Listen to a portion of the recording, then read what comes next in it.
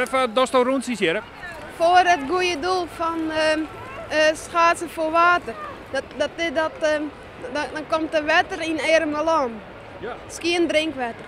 Schaatsen voor water. Van wat voor water? Nou, van arme landen, want die hebben niet goed water. Die drinken vies water, dus ze hebben schoon water nodig.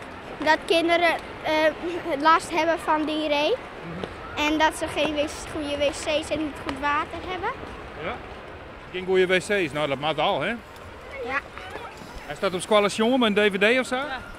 Op internet gevonden. Oh ja. Wat vind je ervan? Schande.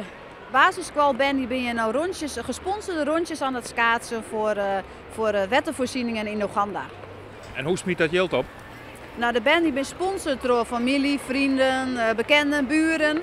En die jouwen bijvoorbeeld nou, €1 per rondje. Of we sponsoren die voor €4. Dat is krijgen wat ze zelf willen.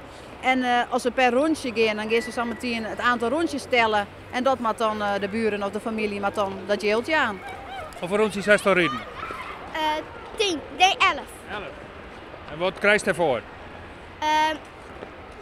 €22. Yoga-roentjes heb ik al dier.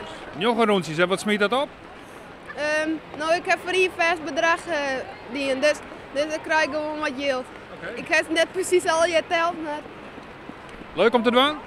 Jawel. Het gaat naar wettenvoorzieningen in Oeganda is het dit hier. In een omgeving van Tororo, dat is een omgeving in Oeganda. Daar worden ze wettenvoorzieningen aanleiden voor bendes, kinderen, wc's, wetten, putten.